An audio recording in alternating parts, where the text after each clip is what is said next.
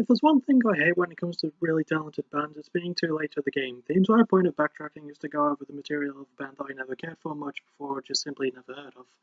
With Neck Deep, I pretty much jumped on the bandwagon as soon as I heard about them.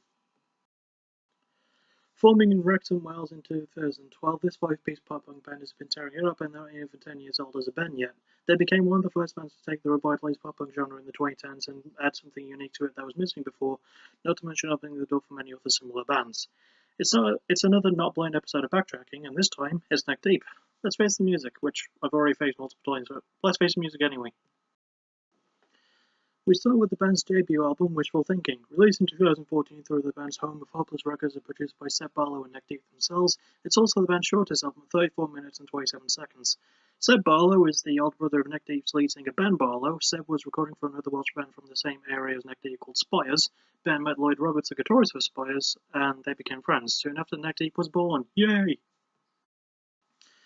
Ben Barlow on lead vocals, Lloyd Roberts on lead guitar, Matt Whiston on rhythm guitar, Phil Thorpe Evans on bass, and Danny Washington on drums. So, a nice little Neck Deep history lesson for you.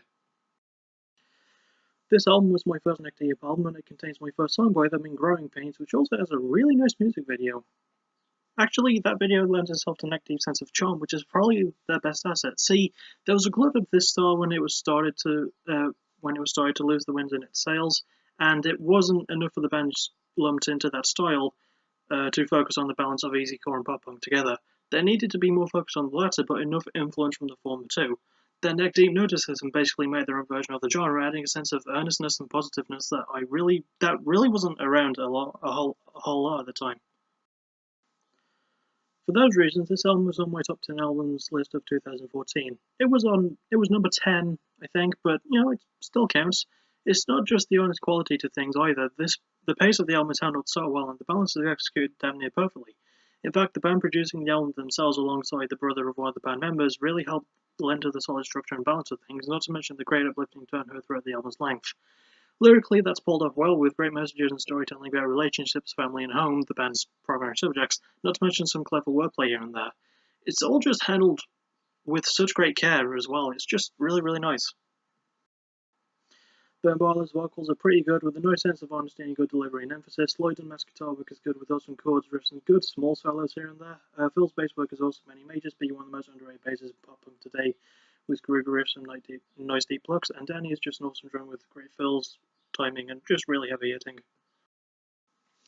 Standard songs include Damsel in Distress, Zoltar Speaks, Staircase Wit, Mileage, and my favourite in Growing Pains. Balanced well, produced well, performed wonderfully, and consistent in tone and sounds. I just really like Wishful Thinking, and I can definitely recommend it to anyone. It's just really good.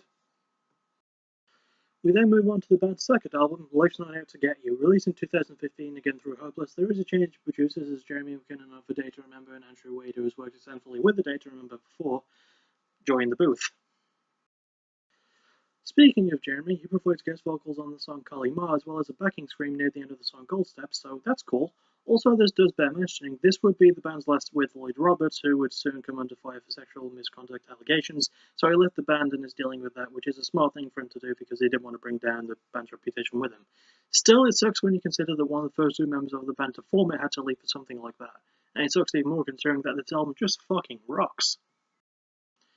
For those who read my top 10 albums of 2015 pictures on Facebook, that sentence doesn't make a whole lot of sense to an outsider, but for those who know you do, you know that this was number 2 on that list, and I already covered the band that won number 1 earlier this season with While She Sleeps. But my reasons for living this album are well founded. In Wishful Thinking, the band did their best to avoid all the tropes of pop punk at the time, and it worked. It was a good balance between all the stuff and the band's own spin as well. But for Life's Not Out to Get You, they basically cranked everything way past 11. So, yeah. It's not just produced well because Jeremy McKinnon's work is amazing, but everything about this album is just right. The tone, the cohesion, the balance of tracks, the length, the musicianship, the performances, the lyrics. Everything about this album is just so damn good. There's so much solid structuring to this album, and it's handled so well thanks to Jeremy's production. I mean, that guy can sing, scream, write great songs, and he's fantastic behind the booth, not to mention just being a cool person. And also, Andrew Wade's work, also really, really good. So for those two to be together on an album as good as this anyway, that's just not fair, man. Lyrically, there is so much awesome going on. This album is some of the most memorable lines I've heard in a pop punk album, and there's even nice multi-syllable rhyming as well, which doesn't feel forced and sounds nice and natural, delivering the messages of overcoming personal demons, relationships, and the difference between home and heart in a nice way. Ben Bowler's vocal range has insanely improved, throwing in so many different tones with his voice and nice inflections, even holding his notes longer. Lloyd and Matt's guitar solo is awesome with great solos, fast riffs, and really good breakdowns too. Phil's bass work continues its deep driving force, providing some really great backbone to things.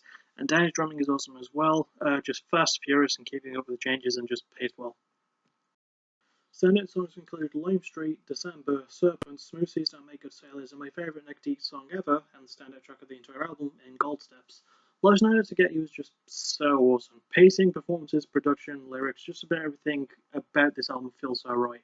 It's everything that a pop punk album should be, and way more. I can recommend this one. It's so good. And lastly, we reach the band's third album, The Peace and the Panic. Released in 2017 through Hopeless once again, they have a new producer in Mike Green, and this is the band's longest album at 39 minutes and 34 seconds.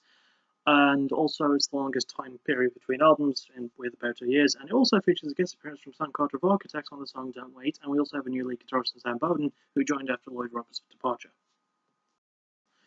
Before we get too deep, up to about this height into the album, I do want to bring something up that I failed to mention earlier, and that is the fact that whilst there are no title tracks in the band's history, there's references to the titles in other songs.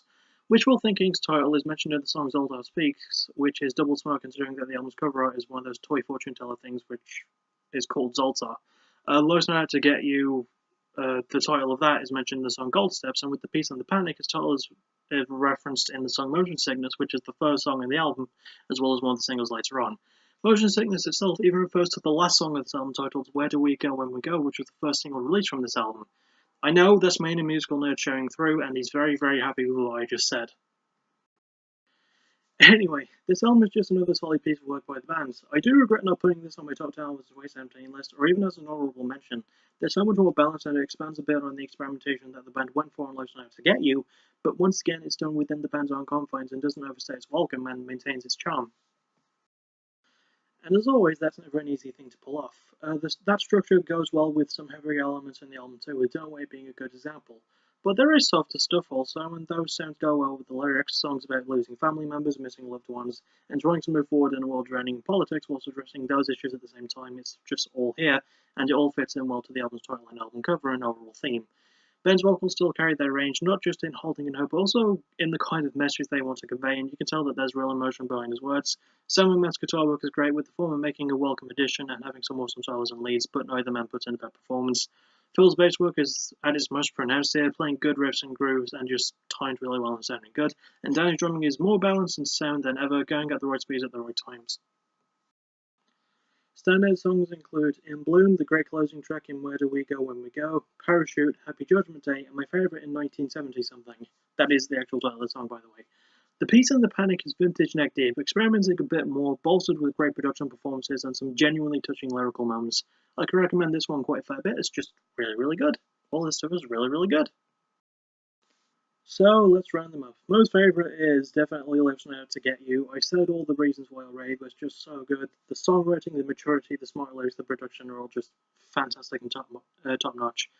Least favourite, and I can't believe I actually have to pick a least favourite when it comes to a band I love, but I did it while she sleeps, so screw it.